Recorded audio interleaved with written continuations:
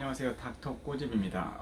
저희 병원에서는 이제 앞니 치료를 상당히 많이 하다 보니까 앞니 외상에 대해서도 이제 제가 컨텐츠를 많이 올려드리다 보니까 이제 그런 비슷한 환자분들이 많거든요. 근데 이제 환자분들 중에서 의외로 이제 식사 중에 앞니에 쇠젓가락을 문다던가 포크를 무는 경우들이 굉장히 많은 것 같아요. 그래서 이제 그거를 음식을 뭐 급하게 먹다가 그럴 수도 있고 아니면 이제 멍 때리다가 이제 뭐 그럴 수도 있고 그런데 근데 어쨌든 이제 뭐 쇠젓가락이다 아니면은 뭐 금속을 물다가 이제 치아가 그것보다 이제 훨씬 단단하지 않은 거기 때문에 이제 그게 치아가 깨져버리면 이제 조금 난감하죠. 근데 이제 그 깨진 부분이 너무 조금이면은 이제 그냥 지내시는 분들도 있을 거고, 근데 이제 물고 나서 뭔가 통증이 생기거나 아니면 깨진 부위가 조금 거칠다거나 혀가 자꾸 간다던가 아니면 깨진 부위가 이제 너무 좀 커서 티가 난다던가 그러면 이제 그걸 이제 치료 받으러 이제 오시는 것 같아요. 근데 이제 정말 최악의 상황이 이제 뭐 라미네이트나 크라운을 했는데 꽉 깨물면서 이제 그게 깨져버린 경우에는 이제 그걸 어떻게 할지 고민이 있으신 분들이 있는데 어쨌든 이 환자분 이제 본인 치아가 깨져서 오신 분이에요. 그래서 그런 비슷한 상황이 있으신 분들은 이 영상을 보면 도움이 될 것 같습니다. 한번 꼬집어 보겠습니다. 네, 식사하다가 쇠젓가락을 씹어가지고 위아래 앞니가 깨졌어요 라고 이제 오셨어요. 그래서 이제 앞니 깨진 분이신데 일단 그래도 항상 엑스레이는 찍어보는 게 좋죠. 엑스레이를 찍어봤는데 뭐 특별히 뭐 뿌리 끝에 염증이 있는 부분도 없고 뭐 큰 외상이라 그러면 이제 엑스레이를 찍어보는 이유가 혹시라도 이제 뿌리가 충격으로 인해서 부러진 경우들도 있기 때문에 근데 이제 젓가락이나 그런 것들이 이제 외상이라고 보기보다는 뭔가 표면에 이런 깨짐 현상이 이제 나타나는 거예요. 딱 얻어 물렸을 때. 그래서 이제 크라운이나 라미네이트 같은 경우에는 그게 깨지면 이제 그 부분을 갖다 이제 보수를 할 수가 있느냐, 아니면 오래됐으면 다시 제작을 해야 되는 경우도 있겠죠. 근데 이제 치아의 경우에는 실제 보죠. 이 부분이 살짝 깨졌기 때문에 근데 이 코너 부분이 깨지면서 티가 나네요. 티가 이 아래는 겉에가 이제 껍질 까지는 것처럼 겉 표면이 이제 까졌다고 보면 되죠.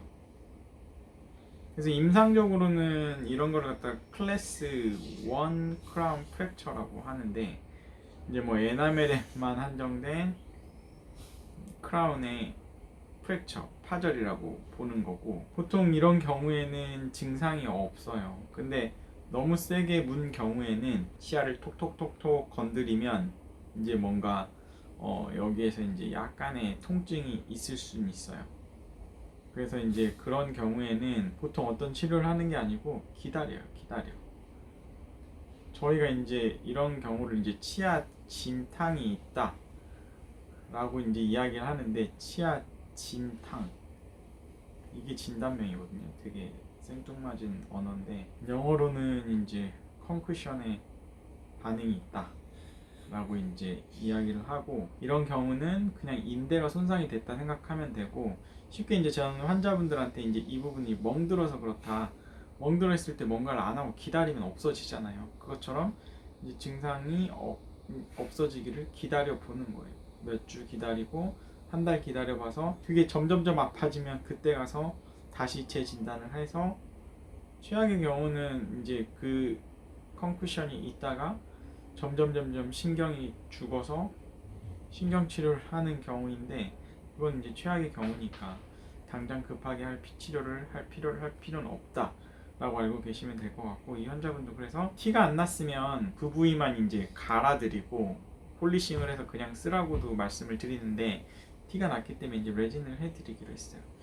이것 때문에 뭔가를 전체를 깎고 뭐 이런 뭐 라미네이트를 하거나 크라운하기는 너무 아깝잖아요. 그래서 앞니 치료는 레진을 최대한 티 안 나지 않게 자연스럽게 하려고 하는 편이고 이제 이 비포 애프터를 보면 요 부위인데 이 항상 레진은 치아 모양은 옆에 있는 치아 인접치가 기준이 되는 거예요. 그러니까 이 치아를 기준으로 이 치아의 이 뿌리 이 부분을 맞추는 거예요. 이 코너를. 그래서 이 정도면은 비슷하죠. 티가 안 나죠. 그리고 또 한 가지 중요한 거는 경계 부위. 레진이랑 치아의 경계 부위가 베벨을 줌으로 인해서 자연스럽게 어디가 경계인지 모르게, 그리고 이제 레진 색깔도 여러 개이기 때문에 자연스러운 색깔을 이제 골라서 해주면 환자분들은 거의 티가 안 나고 이제 마음에 들어 하죠.